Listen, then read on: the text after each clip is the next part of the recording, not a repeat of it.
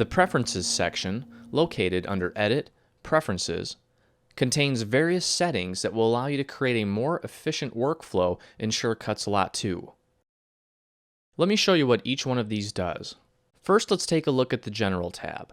The first thing we'll notice is the SVG DPI dropdown.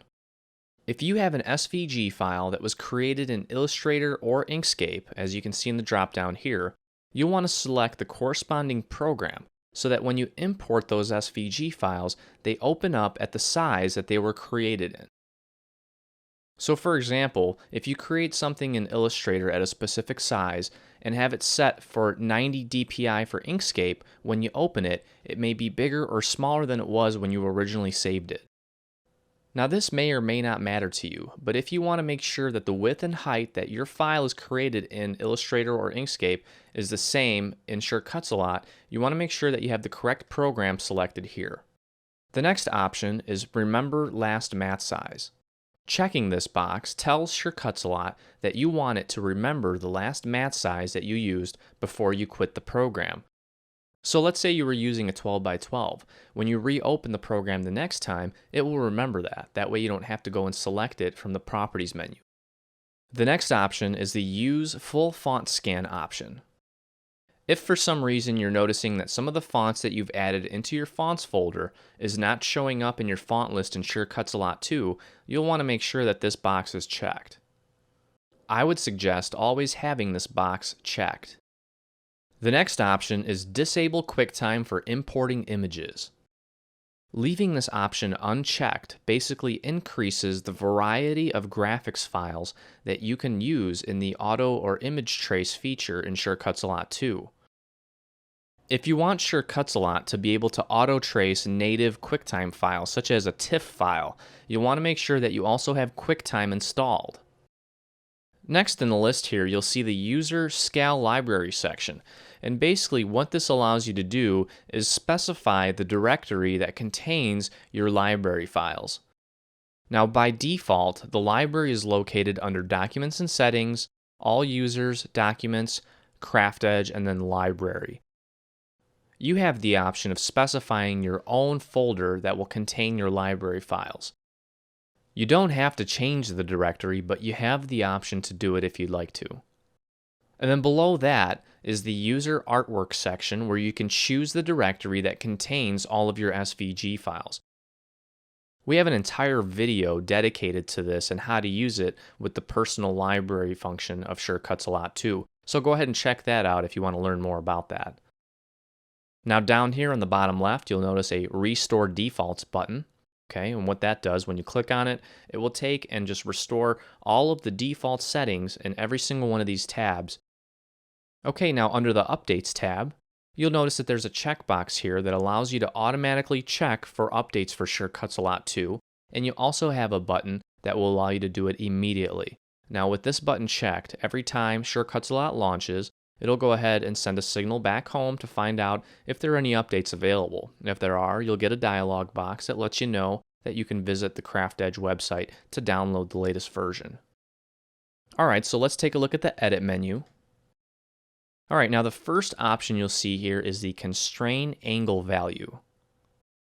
Now let me show you exactly what this does. First, I'm going to change this value to 15 degrees, and then I'm going to click OK. I'm going to take and add an element to my mat. Okay, I'm going to resize it. And now you can rotate this freehand like this by just clicking and dragging. Okay, but what the Constrain Angle option does is if you hold down Shift before you go ahead and rotate, watch what happens. It rotates in 15-degree increments. Now what we can do is we can go back to Edit and go under Preferences, go to Edit, and let's change this to 30 degrees and click OK. Now watch what happens. If we hold down Shift while we rotate, now it rotates in 30-degree increments. Now let me do it again. I'll go to Edit, Preferences, under Edit, and let's change this to 45 degrees and click OK.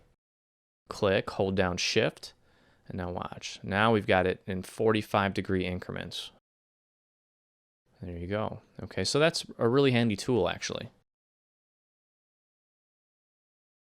Okay, so back under Preferences, we'll go under Edit. Here you have the nudge increment value and the arrow key increment value. Okay, now the arrow keys are basically the arrow keys on your keyboard.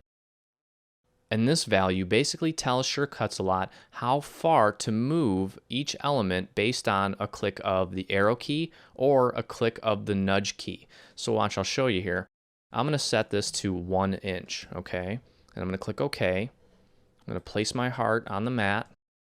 And now if I click on nudge, look at that, okay? It's moving it 1 inch. Okay, let me place this on the 1 inch mark so you can see it moves over to the 2, to the 3, to the 4. Okay, now I'm going to click on the arrows on my keyboard. Okay, look at that. See how it's moving 1 inch in every direction. Now I'm going to go back to Edit and go to Preferences under Edit, and I'm going to change this to, let's see, let's go 2 inches now, just so I can show you that it's actually doing what I'm telling it to. Okay, so now I'm going to click, and now I'm going to nudge, and now it's moving 2 inches.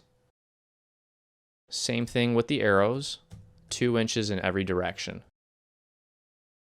Okay, so the next item on the list is keep proportions as default. Okay, now what this does, and I'll show you exactly what it does. I'm going to go ahead and check this box and click OK. Now I'm going to go ahead and add an element to my mat. Now I'm going to click on the resize handle here on the bottom right. Okay, now when I do this, no matter which direction I size it to, it's going to make sure that the heart stays in proportion. Okay, so now let me show you the alternative. I'm going to go to Edit, Preferences, back to Edit, and I'm going to uncheck Keep Proportions as Default and click OK. Now I'm going to add another heart to the mat. And now notice that when I drag this, I can drag it so I can make it skinnier or wider and fatter, and it's not keeping the proportion. Okay, now as an alternative, if you highlight this and you click this button here, Keep Proportions, it will keep it in proportions. Okay, this option under Preferences just makes sure that everything that you place on your mat will automatically have this checkbox selected. Okay, so now watch again. Right now, if I import another heart, you'll notice that Keep Proportions is not automatically checked, okay? Right over here, you'll see that. Now, if I go back to Edit, Preferences, Edit, Keep Proportions as Default, and click OK, I'm going to add another heart. Now watch, there it is. It's automatically checked, okay? So you can resize it. It'll make sure that it doesn't get skewed in any way. Now also, as an alternative, you can go in here, Preferences, we can remove this option, click OK. Now if we import another heart, if you hold down the Shift key while you resize it, that will also make sure that it's in proportion. Okay, but at any time, if you let go of the Shift key while you're resizing it, watch, you can actually move it around however you want. Now I'm going to go back and hold down Shift, and there it is, back in proportion. Okay. Now this is very important, especially when you're dealing with SVG files and you want to make sure that they cut out the way that they were designed after you resize them. Let's go back to Edit and Preferences. And that's really it for the Edit section. Now if we go under Cutter, the first thing you'll notice is the cut speed. Okay, this is where you can select how fast or slow your cutting machine will cut. Okay, there's maximum, high, medium, low, and then minimum. Now the speed that you use is going to vary depending on how intricate your cut is. If you have a very, very intricate cut with small details, you're probably going to want to cut at a low to minimum speed. That way you reduce tearing. If you have some very, very simple shapes and your mat is nice and sticky and your blade is nice and clean, you can feel free to bump it up to medium, high, or even maximum if you feel comfortable doing that. We always find that we get the best results when we cut at a low to minimum speed. Okay, now the next option you'll see here is Keep Mat Visible when cutting. Now this does exactly as it says. When you go ahead and begin cutting an element, usually what will happen is your mat will disappear and a little box will come up letting you know that there's a cut in progress. Now if you have this checked, you'll also be able to have the mat in the background. Now this is just a personal preference, it's completely up to you. Now next on the list is Remember Cricut Model and Firmware. Okay, now this will save you some time if you have this checked, The first time you go to cut something, it's going to come up and ask you to select the Cricut model, whether it be an expression or a personal or whichever model it might be, as well as the firmware. Now, once you have that in place, if you've only got one cutting machine, you don't need to keep putting that information or selecting that information every time you cut. So you can go in here and check this box to remember your model and firmware. That way you won't have to keep telling Sure Cuts a Lot, yes, this is the model and this is the firmware. It saves an extra step. Okay, and finally we have the warnings tab here. And the first item you see here is warn me about the firmware version. Now this is basically a dialog box that will come up every time you cut to ensure that you have the correct firmware on your cutting machine. Okay, so it's a good idea to leave that unchecked once you have everything up and running. The last item you see here is the warn me about too many fonts installed. Now we'd all love to have thousands and thousands of fonts installed on our machine, but that's only going to create problems for the computer, not just Sure Cuts a Lot.